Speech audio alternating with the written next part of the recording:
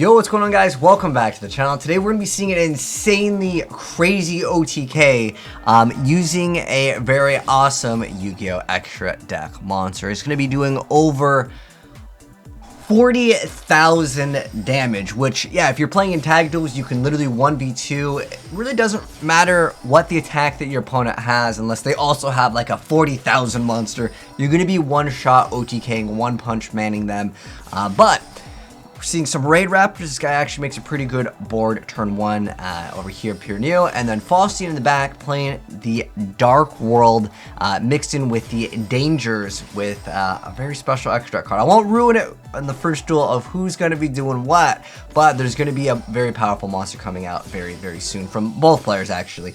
So anyways, we got the Arsenal Falcon. We also got the Stranger Falcon. This card's pretty good. It lets you just go straight into a boss monster. Danger Bigfoot is summoned over here, and Snow's in the Grave. Going to be special summoning the Snow, but it's going to be turning into a Grapha very, very soon. So getting rid of that card grants him the Ultimate Falcon, and he's got Soul Shave Force, which is a fantastic card. Drag down activated.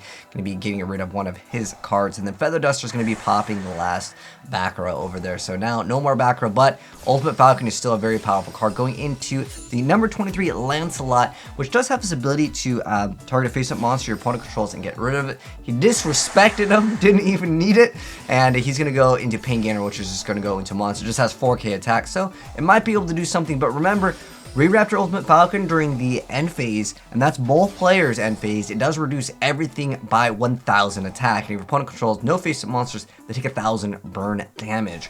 So Raid Raptor player is going to go start searching out for some extra cards. Y-Strix is going to activate its effect. We got the Phantom Knight's Rank Up Magic Force getting rid of a bunch of cards and going into another double boss monster. But is it enough to take him out? Well, he's got a little bit of time. He's going to detach one of the cards from Seven Sins and keep it up. And now we're going to see him activate that ability. He's going to go ahead and basically Snatch Steal and bouncing it back, going right into Grapha, going into the number 97 and going into number 100. And since this card gains the extra attack, we have a 41,000 OTK right there. Rip the Raid Raptor play. He had double boss monsters. Could you imagine him thinking that he's got this in the bag? Like, I would have thought the same thing.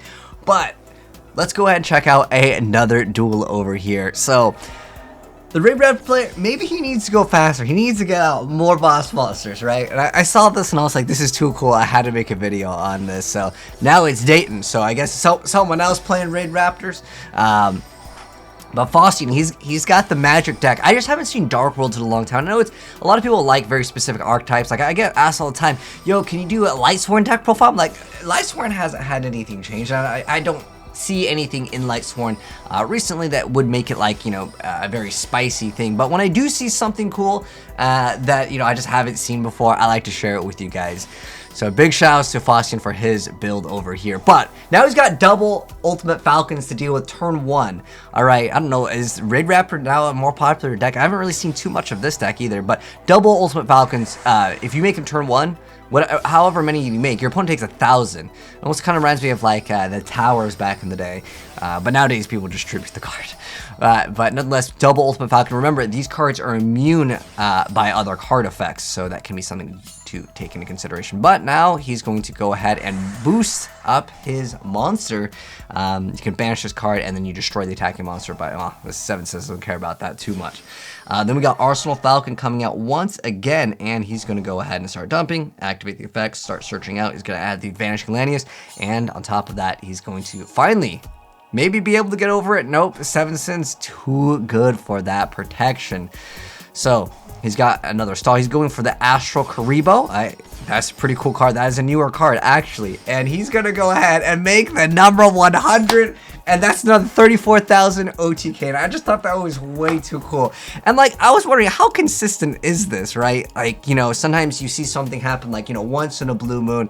And this guy's just named his player. I don't know. For whatever reason, this guy just keeps on playing against multiple people playing Raid Raptors. Maybe the guy lost and he's like, I'm changing my username, I'm gonna go back in, just in case he matches up against Pure DW. But this is pretty cool. I love seeing, again, just weird, dumb things win. Because, like, I normally would have thought, like, when I first first saw this replay, I didn't know which player was which, right? So I was thinking in my head, like, oh, it's the Raid Raptor player. He's going to somehow boost his cards up. No, the DarkWorld is going to be making these monsters. And it comes down to being able to cycle through the cards. He's even got Shadalls in here. So it's like, it's a crazy mix-up between DarkWorld, Danger, Shadal, and when you see the deck profile, guys, you guys are going to be like, what the heck? There's some cool mix-ups in here. And we also got Giant Hand. This is like one of the more earlier, like, generic, like, you know, well, it negates, what is it, a monster effect. Yeah, it negates any monster effect. But, like, nowadays, everything just all about negating monster effects.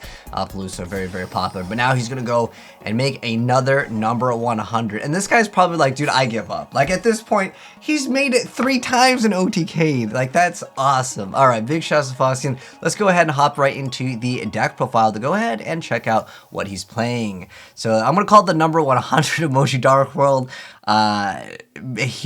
There's technically heroes in here. I used to run Master Change 2 in a lot of different decks that would run Dark, because this card would just run over like so many different decks, and I think that this card is still very, very powerful, especially against certain matchups. But here is the deck profile for this deck. So we got 3 copies of the Danger Bigfoot, 2 copies of Grapha, 3 copies of Shadal Beast over here. Then we got 1 copy of Dragon. I could see you even swapping, by the way, if you guys want to make some suggestions for this deck. I think 1 copy of Squamata, because that can actually act as either one of those. So keep that in mind as well. You could even throw in Allure of Darknesses just to have more consistencies, considering sometimes you might not be able to activate all of them, because the effect can only be activated, like, let's say, like, once per turn on, like, this part of the effect of Mothman, right?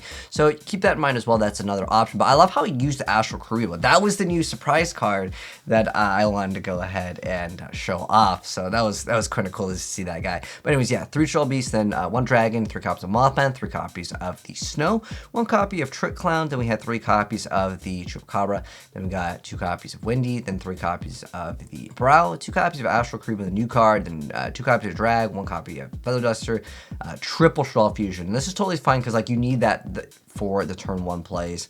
It really helps out dealing with boards. And triple copies of Darkwood Dealings. And then we got double copies of Super Poly and double copies of Master Range. He actually really utilizes very well going into the Starving Venom. Awesome stuff indeed. And because you're playing this card, you can't really run hand traps, but that could be something that you could consider. But then they're kind of dead draws if you go first, and you know you need to activate your other cards, and you don't want to RNG with your dangers to hit those as well. So keep that in mind if you do decide to play hand traps. I've seen some people just try to tech in 1 or 2 hand traps in DarkWorld, and it can be kind of like hit or miss. I'd rather just play Imperm because it's a hand trap that you can set, and then it guarantees you so you don't go like minus, if that makes any sense.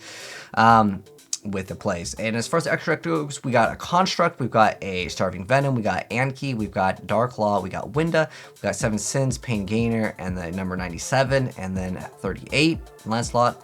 Then we got the, I was about to say B-Drill. Drill Driver, that's a different game.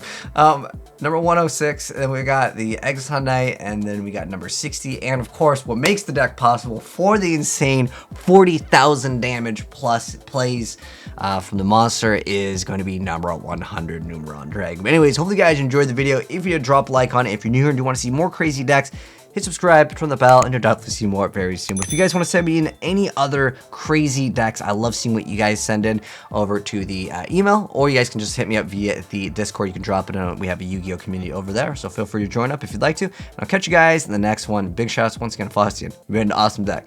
I'm signing out. Peace.